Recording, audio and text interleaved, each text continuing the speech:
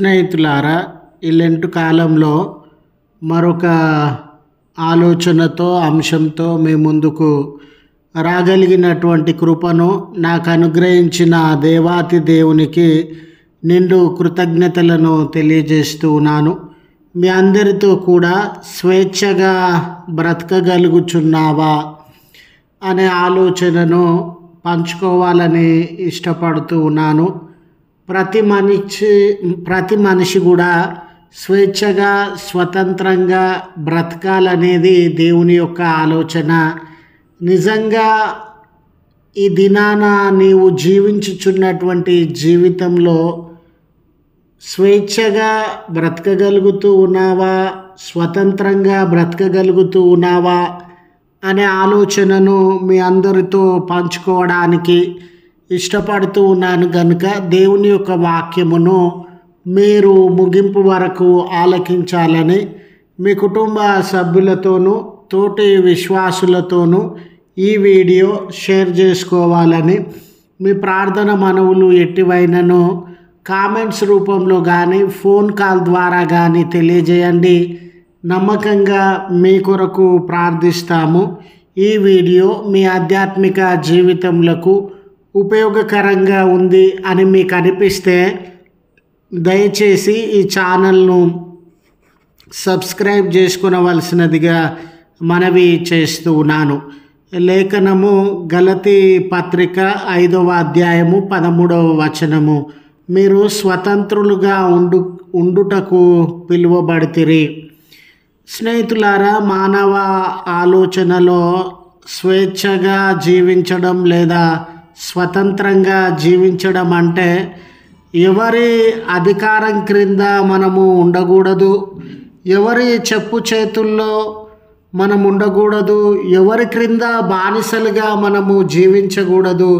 ఇదే నిజమైనటువంటి స్వేచ్ఛ, నిజమైన స్వతంత్రము అని మనము తలపోసేటటువంటి వారంగా ఉంటాం. అయితే ఇంకా కొంచెము లోతుగా గమనించినట్లయితే మనముగా ఎవరి ప్రమేయము లేకుండా నిర్ణయాలు తీసుకునే రీతిగా జీవించేటటువంటి జీవితాన్ని పాజిటివ్ వేలో అండి, నెగిటివ్ వేలో కాదు, పాజిటివ్ వేలో మనకు నచ్చినట్లుగా మనం బ్రతకడము, ఆ అవకాశం కలిగి ఉండడాన్ని స్వేచ్ఛగా స్వతంత్రంగా జీవించడము అని చెప్పవచ్చును. మనలో చాలామంది ఈ రీతిగా వాళ్ళు నిర్ణయాలు తీసుకొని ఎవరి చెప్పు చేతుల్లో లేకుండా బానిసలుగా బ్రతకకుండా ఈ స్వేచ్ఛ జీవితాన్ని జీవించగలిగినటువంటి వారుగా ఉండవచ్చు. ఈ మాత్రం దానినే మనం స్వేచ్ఛ అనలేమండి. ఇంకా కొంచెం ముందుకు మనము ఆలోచించగలిగితే స్నేహితులారా, ఈ రోజుల్లో మనలో చాలామంది భౌతిక పరమైనటువంటి స్వేచ్ఛను అనుభవించేటటువంటి వారంగా ఉండవచ్చు.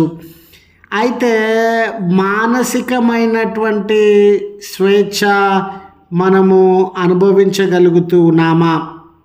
ఒకసారి మనము ఆలోచించినట్లయితే మన మనస్సు ఏ ఆందోళన లేకుండా, భయం లేకుండా, చింత వేదన లేకుండా నెమ్మది, అంటే మనసులో నెమ్మది కలిగి ఏ కలవరములకు అతీతంగా ఈ లోకంలో మనము జీవించగలుగుతూ ఉన్నామా?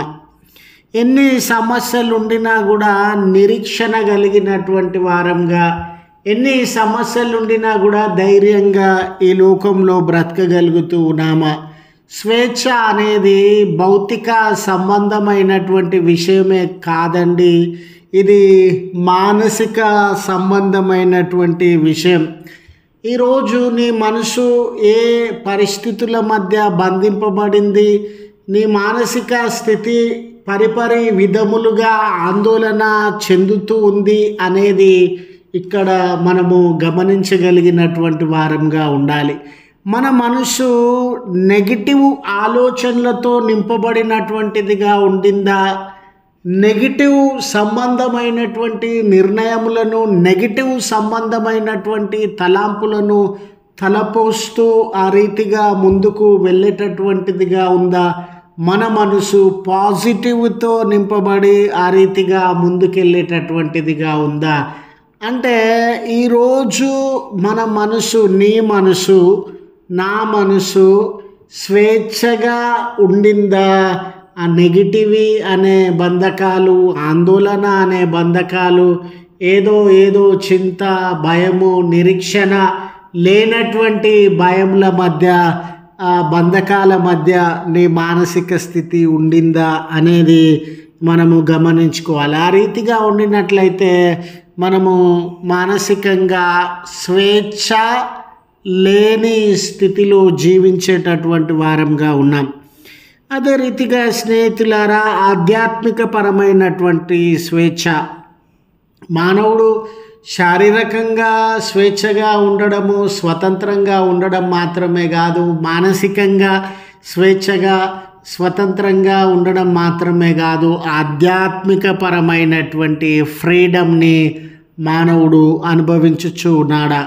ఆదాము కాలము మొదలుకొని నేటి వరకు కూడా మానవులందరూ కూడా ఆధ్యాత్మిక సంబంధమైనటువంటి బంధకాల మధ్య, చీకటుల మధ్య నలిగిపోతూ ఉన్నటువంటి వారు.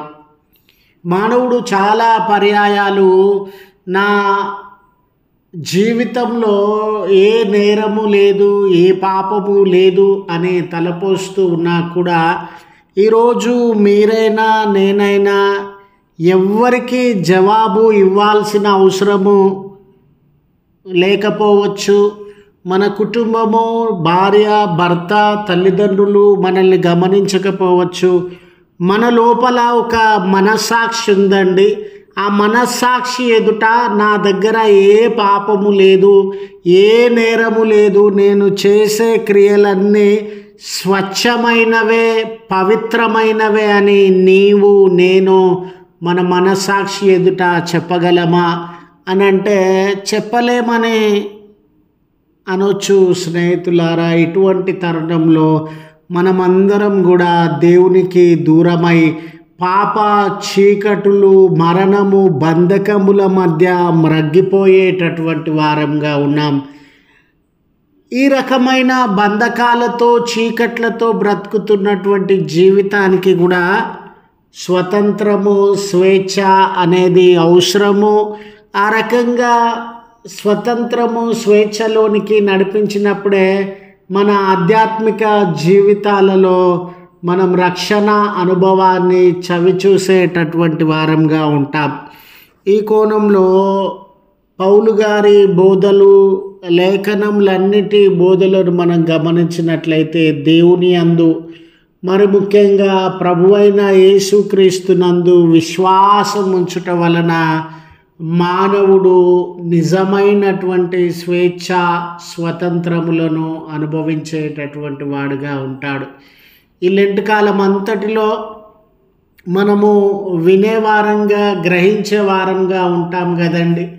మానవ బలహీనత, మానవ బంధకములు, మానవుణ్ణి ప్రేమించుచున్నటువంటి దేవుని ప్రేమ కల్వరి సిలువలో ప్రభు ద్వారా వ్యక్తమైనటువంటి తీరు, మానవుణ్ణి విమోచించుట కొరకు ఆయన తన శరీర రక్తములను ధారపోసినటువంటి సత్యాన్ని వినేటటువంటి వారంగా ఉంటాం కదండి. ఆ ప్రభువు జీవితమునందు, ఆయన రక్షణ కార్యమునందు ఎప్పుడైతే మనము విశ్వాసం ఉంచేటటువంటి, అంటే నిజమైన విశ్వాసం అండి, సిన్సియర్గా, జెన్యూన్గా, హృదయపూర్వకంగా ప్రభువా ఇది నా కొరకే, నా బలహీనతల కొరకే అనే నమ్మిక, నిశ్చయత వ్యక్తిగతంగా మన హృదయంలో ఏర్పడేటటువంటిదిగా ఉండిందో ఆ దినాన ఈ నిజమైన స్వేచ్ఛను, స్వతంత్రమును, అది భౌతికపరమైనదైనా, మానసికపరమైనదైనా, ఆధ్యాత్మికపరమైనదైనా మనం అనుభవించగలము అని గుర్తు చేస్తూ ఈ మాటలను ముగిస్తూ ఉన్నాను. ప్రార్థించుదము. కృపగల తండ్రి, ప్రేమగల మా రక్షక, మీ పరిశుద్ధమైన పవిత్రమైన నామమును బట్టి మీకే కృతజ్ఞతలు, స్తోత్రములు చెల్లిస్తూ ఉన్నాం. మేము ఎవరిని మోసగించినా కూడా కొన్నిసార్లు మా మనస్సాక్షిని మోసగించలేమయ్యా. ఈరోజు ఏ రకమైన బంధకాలతో మేము బాధింపబడతా ఉన్నామో, ఏ రకమైన చీకటులు మా జీవితాలను అలుముకొని ఉన్నవో మాలో చాలామంది అర్థము చేసుకొనగలిగిన స్థితిలో ఉన్నాం. నెగిటివిటీతో నింపబడిన మా మానసిక స్థితి, అంధకారంతో నింపబడిన మా ఆధ్యాత్మిక స్థితి, ఇవి సత్యములని మేము గుర్తెరగగలుగుతూ ఉన్నాం. మిమ్మల్ని సమీపిస్తూ ఉన్నాం. మీ అందు విశ్వాసం ఉంచుట ద్వారానే నిజమైన స్వేచ్ఛను, స్వతంత్రాన్ని మేము అనుభవిస్తామని మిమ్మల్ని సమీపిస్తూ ఉన్నాం. జాలి కనికరం కలిగినటువంటి దేవుడవు కదా, మీ కనికరం అనే హస్తములను మా వైపు చాచి ఈ బంధింపబడిన జీవితములలో నుండి స్వేచ్ఛలోనికి మమ్మల్ని నడిపించవలసినదిగా మనవి చేసుకొనుచున్నాం. ఈ ప్రార్థనలో ఏకీభవించుచు ఉన్న నీ ప్రియబిడ్డలను అందరినీ, వారి మనవులను అంగీకరించి ఏ కుమారుడు, ఏ కుమార్తె, ఏ కుటుంబము ఈ ప్రార్థనలో ఏకీభవించి అలసిన వేళ, సొమ్మసిల్లిన వేళ, బలహీనతలు, అనారోగ్యములు, కొదువలు, భారములు, దుఃఖములు, చింతల మధ్య జీవించుచున్నటువంటి వేళ అయ్యా, మీరే కాపుదలను, నెమ్మదిని, స్వేచ్ఛను, స్వస్థతను ఇవ్వగలిగినటువంటి దేవుడవు కదా. మీ కృప చొప్పున మీ కనికరాన్ని దయచేసి వారిని బలపరచుమని క్రీస్తు పేరట వేడుకొనుచు ఉన్నాము తండ్రి. ఆమెన్. తండ్రి, కుమార, పరిశుద్ధాత్మ త్రియేక దేవుని దీవెన మనకు తోడై ఉండి మనలను కాపాడునుగాక.